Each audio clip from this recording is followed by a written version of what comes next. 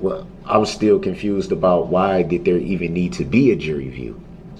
That was my whole thing. I don't see the relevancy of it, and I also didn't agree with or consent to having to be part of something that I don't see as relevant.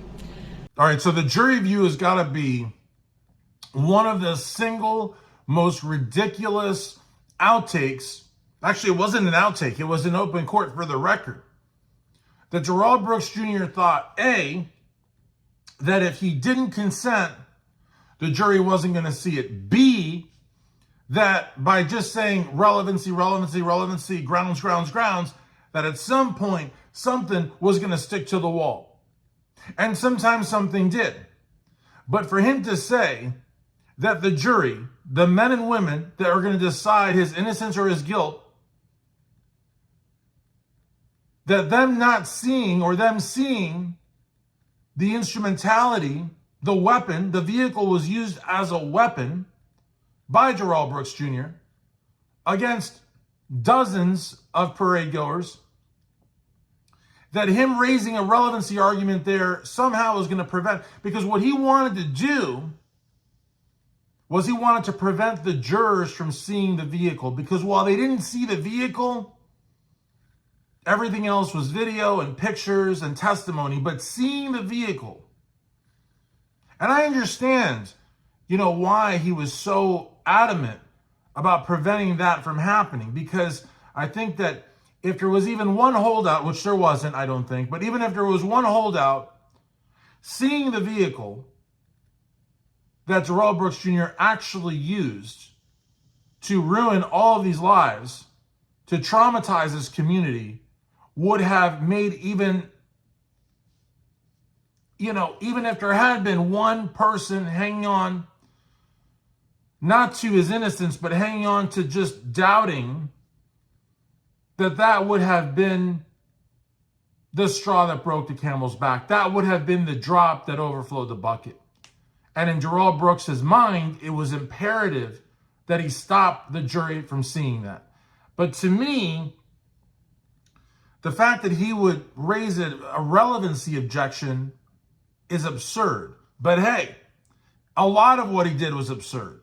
And what I couldn't get over, in all honesty, to me, it was just uncanny that, the judge and the jurors and the prosecutors and whoever else was in the audience didn't just bust out laughing. Because that is like, to say that that's not relevant is so stupid.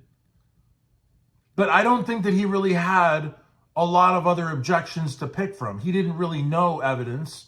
He didn't know how the court worked or the legal process worked. Even though he had been a defendant in many other cases, he didn't represent himself.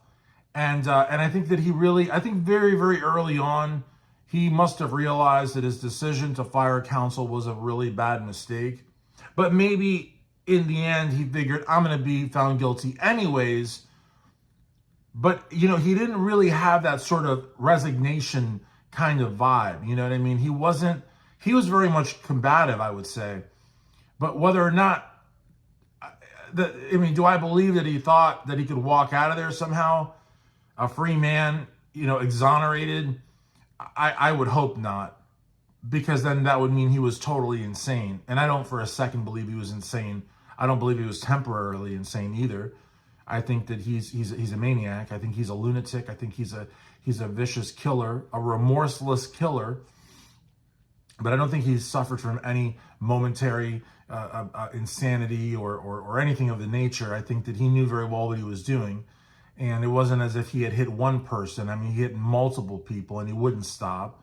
And him fleeing and, tricking those folks into calling him an Uber and all of these things. That's not the action of somebody that's lost their mind. It's like the action of somebody that's very much in control and is very much aware and is trying to figure out ways to evade.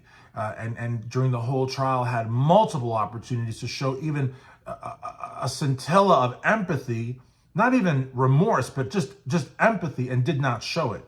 But I just think that raising a relevancy objection here kudos to the jurors and the court staff, to the judge, to the prosecution team, the reporters, and whatever spectators, witnesses, victims were in the galley there, because I would have busted out laughing, honestly. I think it's absolutely ridiculous, but that's just me. And, you know, when it comes to my personal opinion, I will share it right here. And if you can't handle it, maybe Truth TV isn't for you. Because, you know, it's the truth. And the truth shall set you free.